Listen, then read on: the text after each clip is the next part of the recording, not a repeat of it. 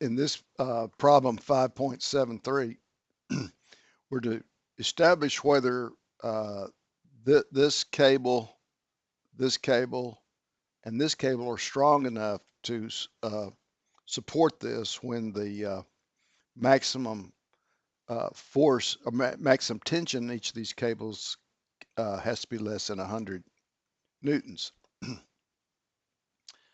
And I think this angle is given, but I've shown its corresponding angle down here with respect to horizontal. Same thing here. This angle's given, but I draw it here. And in order to not clutter this up too much, I've just drawn this angle right here. And they're all given here. Theta 1, theta 2, and theta 3 are all given. And of course, we're looking for the tension in each one of these. And the general theory for all these is that the sum of the forces in the x and the sum of the force in the y must be 0. If I draw a free body diagram of this region right around here, I only have these three forces, the Ft2, Ft1, and Fg1 to contend with, and I can establish equilibrium here. So if I sum the forces at about this knot, I call that position 1, then the x component of Ft1 is Ft1 cosine theta. I'm working down here. And then it has the Ft2 has a negative component of Ft2 cosine theta. Now here's the y equation. Ft1 sine theta plus Ft2 sine theta. There's its vertical. Those are the two vertical components. And then we have the downward component of minus Fg1. That must all add up to 0. The problem next is just to solve these simultaneously for those two forces, Ft1 and Ft2. And you could use the substitution method by solving for Ft2 in terms of Ft1 and then plug it into the original equation. There's where Ft2 goes.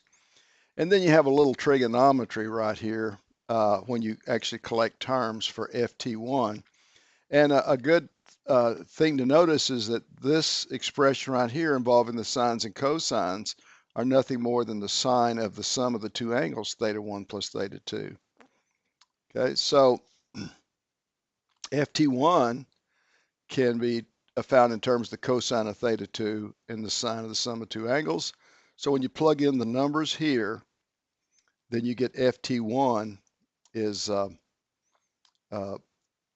89.3 newtons. Now you can go back to the original equation for F2 in terms of Ft2 in terms of Ft1, and you'll get Ft2 is 35.1 newtons. It requires a little trickery to find out what Ft3 is.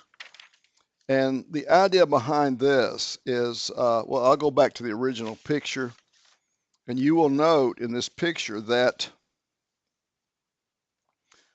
if I draw a little box around from here down to here and back, all of that, all those strings and everything in there is in equilibrium, which means Ft3 and Ft1, and then the sum of the two forces of gravity, that must all set up equilibrium. So I'm going to redraw a free body diagram for that condition. All of that material in there, I'm going to put as a dot right here. And I'm going to go ahead and call that 2, just to remind you when you look at your notes that I picked a new place, okay, and it's really a region that I put in here, but pulling up to the left is Ft3, up to the right is Ft1, which we know, and of course we know the two forces of gravity, so we should be able to find Ft3. So if you sum the x components, okay, then the x component of Ft3, which is the left, plus the component of Ft1 to the right in the x direction tells us that Ft3 equals Ft1 in the x directions equals Ft1 in the x direction. Well, then Ft1 times the cosine of the angle equals Ft3 times the cosine of its angle equals Ft1 times the cosine of its angle. So you can solve for Ft3, put in the values, and Ft3 is 56.9. So we can see that this does, this is able to support this because all these forces are less than 100 newtons.